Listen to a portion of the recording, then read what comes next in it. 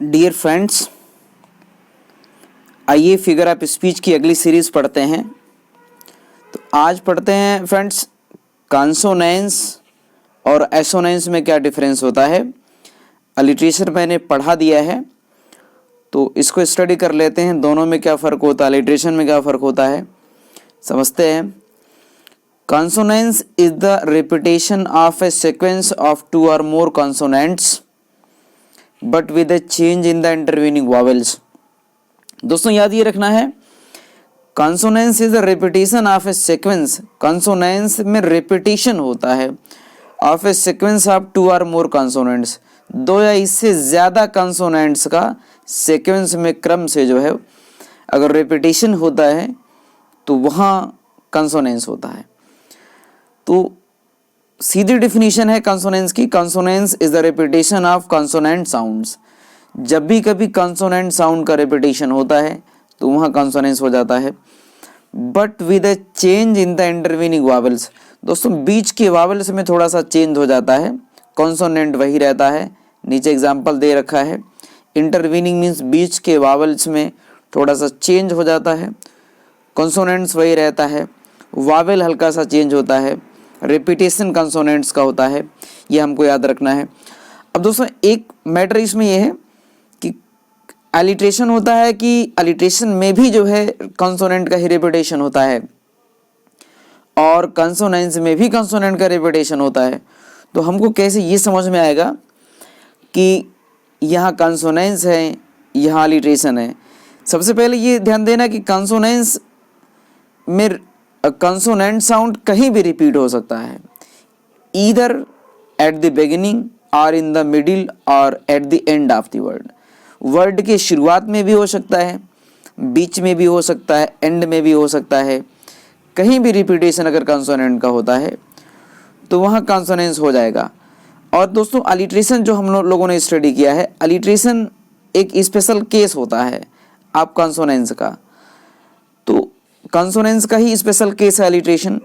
तो अलिट्रेशन ये होता है कि अगर कभी भी बिगिनिंग में रिपीट होता है कॉन्सोनेंट साउंड, शुरुआत में रिपीट होता है वर्ड के, तो वहाँ अलिट्रेशन हो जाता है।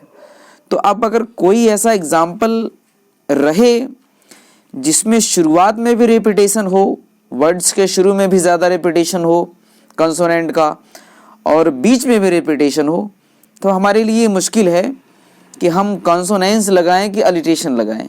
तो ये देखना पड़ेगा, चेक करना पड़ेगा कि रिपीटेशन कहाँ सबसे ज़्यादा है। अगर शुरुआत में रिपीटेशन ज़्यादा है तो अलिट्रेशन हो जाएगा, और अगर बीच में या एंड में रिपीटेशन ज़्यादा है तो वो कॉन्सोनेंस हो जाएगा। तो ये हमको चेक करके लगाना पड़ेगा।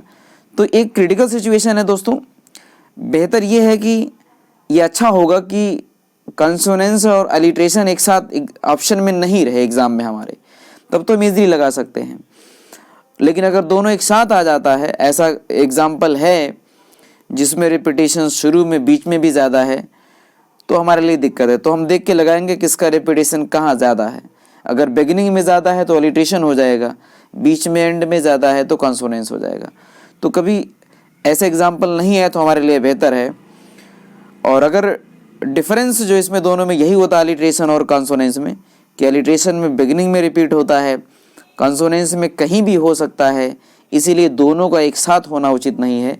अगर एग्जाम्पल में एक साथ दोनों कैसे कोई ऐसा एग्जाम्पल आ जाता है जिसमें रिपीटेशन बीच में भी है, शुरुआत में भी है, तो फिर ये चेक करना पड़ेगा कि हम कौन सा लगाएं। जिसमें ज़्यादा रिपीटेशन जो होगा वही लगाएंगे। अगर शुरुआत में है तो अलिट्रेशन, बीच में एंड में है तो कॉन्सोनेंस हो जाएगा। तो ये याद रखना दोस्तों कि अलिट्रेशन जो है वो कॉन्सोनेंस का ही स्पेशल केस है।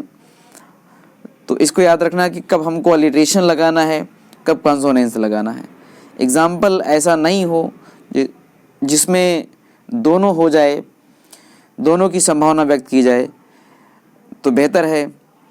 तो ऐसे आप इसको जो है इसमें डिफरेंस वो क्रिएट कर लीजिएगा तो ज़्यादा बेहतर। ये एग्जाम्पल समझते हैं दोस्तों हम लोग कॉन्सोनेंस का। इसमें देखते हैं, live love, lean alone, Peter pater, reader to rider, fairer to fairer, hair to horror. ये एग्जाम्पल है मेरा। इसमें एल एल का रिपीटेशन है आगे, यहाँ एल बीच में है।